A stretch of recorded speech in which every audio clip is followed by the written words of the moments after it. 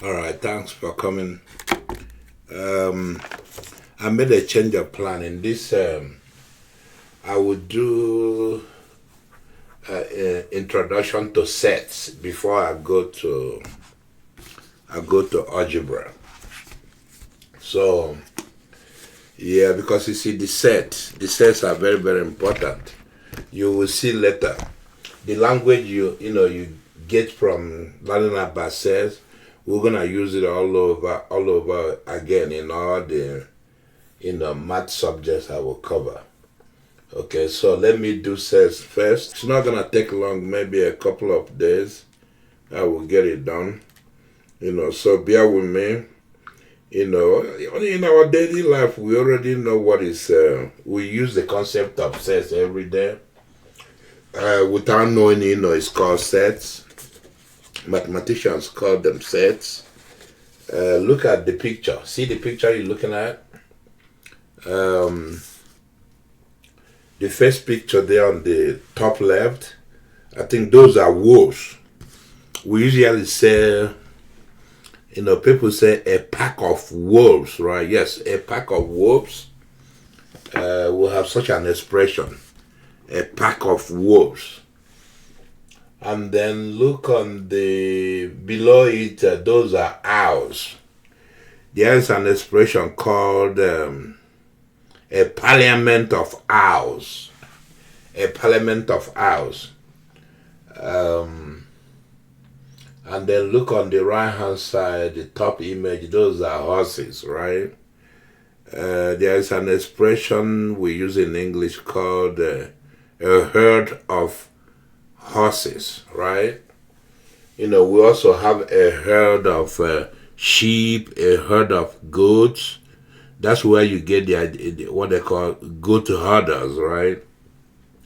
And then see below there under the horses, you see those are a bunch of cows. They also say a herd of cows, right? A herd of cows. There are other terminologies, people use that you probably used, or you probably, hear somebody use them. You hear something like a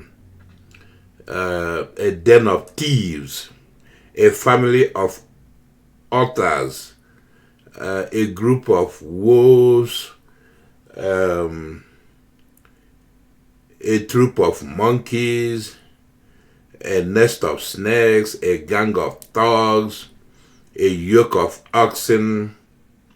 Yeah, I think I have one image here. Okay, sorry. You see that those are camels. They call them in group. They call them a caravan of camels, right? A caravan of camels. So these are the terminologies we use in our daily lives. Okay, there's something like a library of books, a pack of dogs, a band of gorillas, a colony of weasels, a mob of gangsters, a colony of rats. See all those words all those words they almost mean the same. Well, they mean the same thing. When we say such words, we're making reference to the same thing. See all those words there, like a library of books, like a group of books, right? A caravan of camels. It's like a group of camels, right? That's what we mean when we say that. Look at a pack of dogs. A pack of dogs means a group of dogs, a collection of dogs. Also, a herd of cows means a collection or group of cows, right? A pack of wolves, the word pack, we use it in the sense of group or collection. A herd of sheep or a herd of goats. See the same thing. The word herd, we use it in the sense of a collection, group. When they say a parliament of owls, I didn't even know such an expression exists until I started doing my research. A parliament of owls means a collection of owls, right? And then you hear this on TV a lot. A collection of blue states and a collection of red states, right? Blue states, I think That those are Democrats. The rest states are Republicans.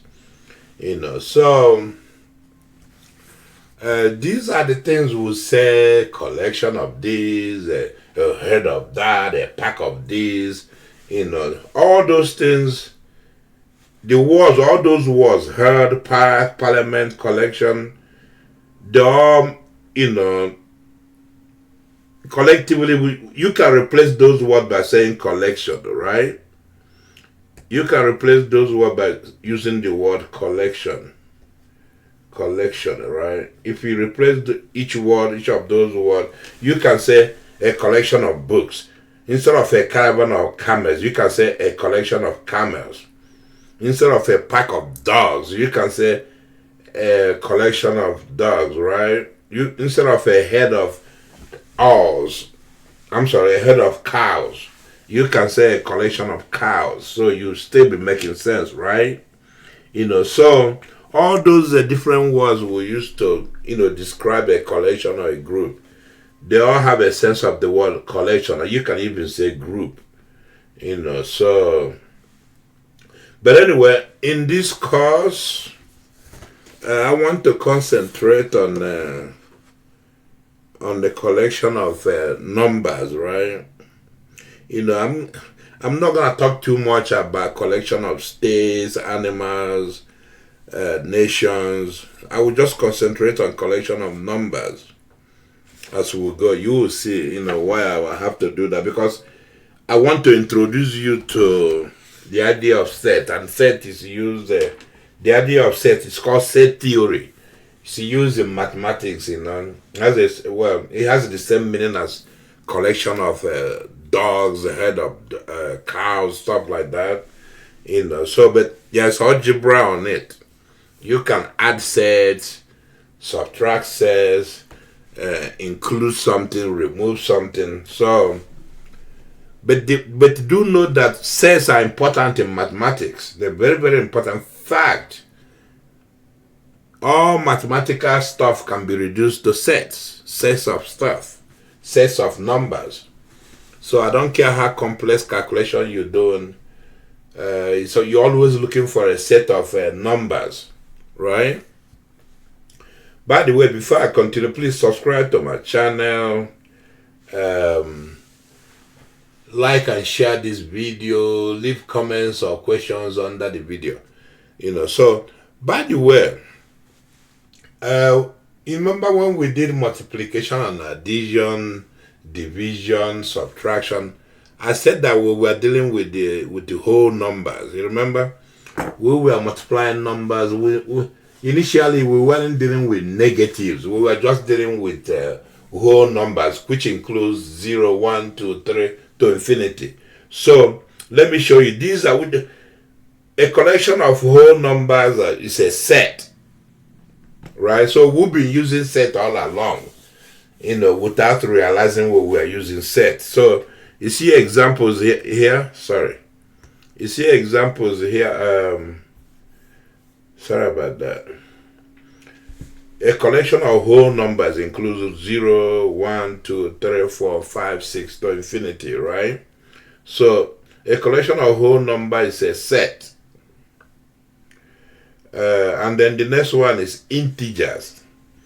Integers include is everything above with negative numbers included. You see, right there, 0, 1, 2, 3, 4 to infinity, and then minus 1, minus 2, minus 3, minus 4 to infinity. Those are integers, right? They call them integers. That represents a set too. It represents a set. So, and then the next one is natural numbers. Natural numbers are what they call counting numbers. You use it to count 1, 2, 3, 4, 5, 6 to infinity. 0 is not included there. You just counting. You use it for counting. Again, that's all those numbers in natural numbers. They constitute a set of numbers, right? So, and then if the next number there is rational numbers. What is a rational numbers? We deal with rational numbers. They're just ratios of numbers like fractions, right? When they say rational. See, before, a long time ago, when I heard the word rational, I was thinking maybe the number, something wrong with the numbers. The numbers cannot think. No, that's not what that means. They got the word rational. I wish they used a different word. They got the word rational from, see right here, see ratio. Ratio, they added the N, as an adjective to make the word an adjective, right? So they are just simply ratios. Ratios are fractions, and you see how it's defined right here. It says it's a over b, where b is not equal to 0 because you can't divide by 0, and then where a and b are integers, so that's how you define rational numbers, right? Again, rational numbers they consist of a set of numbers, so once we start defining set, show you how set is defined, and then the method they use to write set, you list it, or you define it using some kind of rule. We'll get into that later, so we'll cover them later in the course. I just want to make this brief, introduce you to it, and then I will define what we mean by set. Let me define a set. We'll define a set, and then we're gonna leave that there. Let's see, definition. This is a formal definition of a set. A set, right? The word set is an unordered,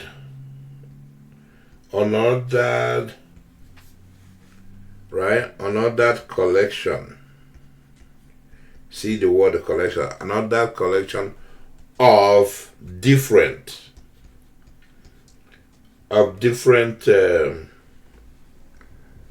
well defined objects. I'm gonna explain all the terms you see in there. So a set is an unordered collection of different well-defined objects. Even though we say we're gonna deal with numbers, I mean, a set can be a collection of states in India, states in Nigeria, states in United States. That's a set too. Because you see, sometimes they use that when they're doing analyzing data. But here we're gonna just concentrate on numbers, like I said. Let me explain that definition. You see the word unordered. Of course, you know what collection is. You saw those collection of horses and owls. Okay, and then see the word here, different. You see the word here, well defined. Let me explain that. I'll start with unordered. See, unordered. That means, that means like you can have, let's say, you see, remember, I just explained to you that's a set of whole numbers. A set of whole numbers consists of 0, 1, 2, 3, 4 to infinity, right? So unordered means you can mix it up. You can write 3, 2, 1, 4 going to infinity, but of course you would like to put it that way we can understand where somebody is driving to. But you can write it like this. You will see later when I give you example of sets. Unordered means you can mix it up, right? And then of course you know what the word collection is, like a group of stuff. And then when they say different, in a set, you can't repeat an object twice or three times. So in this set of whole numbers, you cannot say 0, 0, 1, 2, 1 again, 3, 3 again, 4. No, they have to be all different. So it has to be 0, 1, 2, 3, 4. See, 0 is different from 1. 1 is different from 2. So it has to be different stuff, not the same stuff. There's no repetition. That's all that means.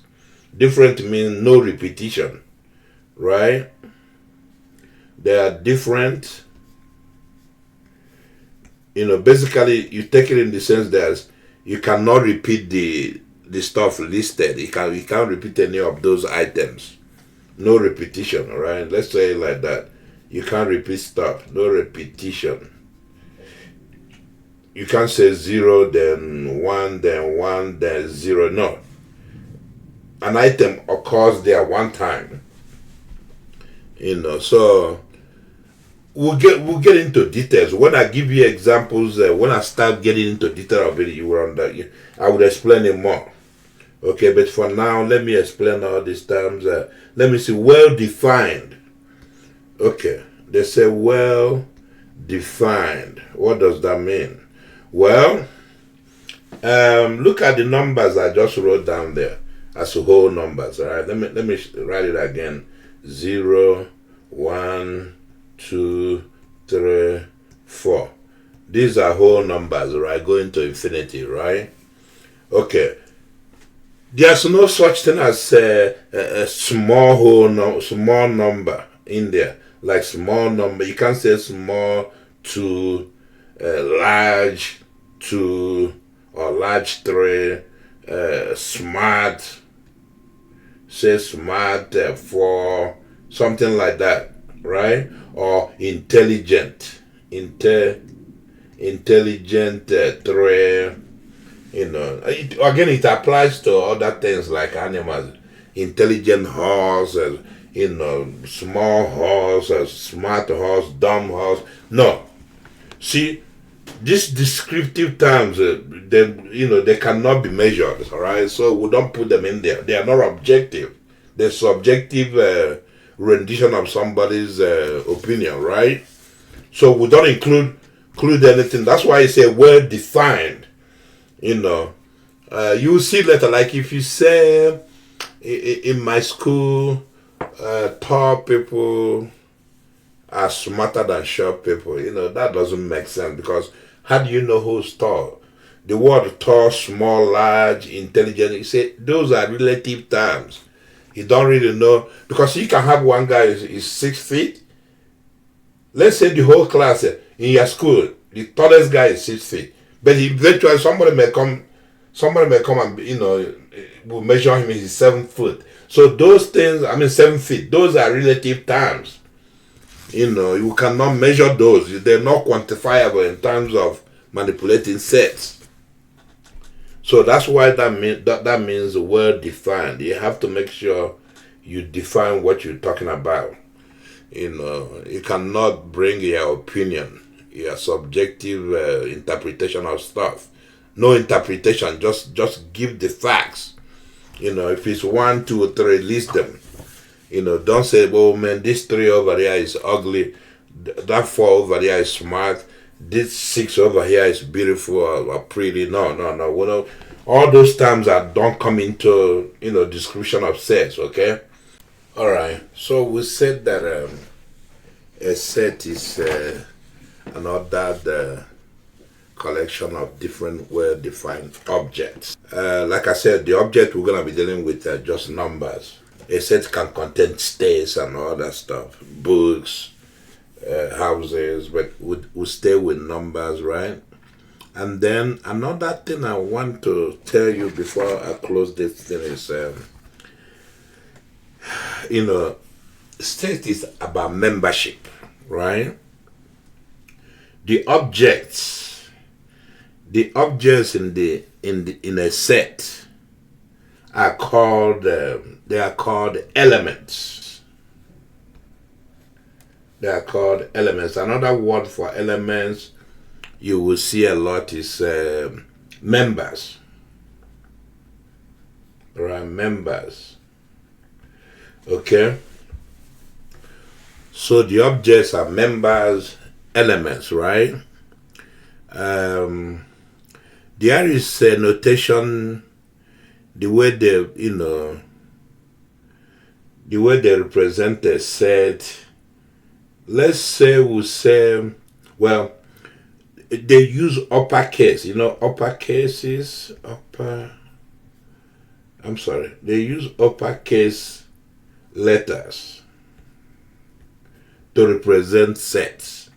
They represent sets, right? Like A, they say let A be a set, right? And then they use lowercase letters to represent the members, the elements. Okay, so you can say let A be a set of the states in the US. In the US, okay? Okay, so then you say A is equals to all the states, I don't want to go ahead of myself. States in US. In USA, okay? I don't want to go ahead of myself because I haven't talked about that yet. Okay, so then if that's the case, then A contains such thing as Colorado, Texas, right? And then Nebraska. So A contains, stuff like that and so on, right? Now there's another terminology. They use this thing, this symbol. It looks like this. It looks like E, but it's not E. That symbol denotes membership in a set. Basically, it means it denotes. Let me see. You can say it means belongs to. They pronounce it belongs to. In quote. I put that in quote. Belongs to. Right? That's what that means. But if something doesn't belong to a set, you can say rather that it does not belong to. That means does not belong to. Does not belong to. Okay? Does not belong to. That's what that means. Does not belong to. Okay, so if we say that set A is a set consisting of states in the United States, then we can say Colorado is an element of A, right? Texas is an element of. That's why I will write that. See, and then you cannot say in India. I don't mean Indiana. India is not an element of A. See, but Indiana, that's a state called Indiana. Indiana is a state, so it's an element of A. So I want you to get this, you see. So yeah, get these terminologies. That's all they do, man. Because you see, when you read certain books in mathematics, you will see all these. Let me give you an example. Remember, I said set of whole numbers, right? Remember we talked about set of whole numbers, right? Consist of what? 0, 1, 2, 3 to infinity, right? And then watch this. Watch this. 0 is an element of whole numbers. Whole numbers, right? 0 is an element. Okay. But -2 is not an element of whole numbers. See, that's how you write that. Again, don't worry. We're gonna, do more definition. We're gonna do a little bit more abstraction. Right now, this is all you need to know.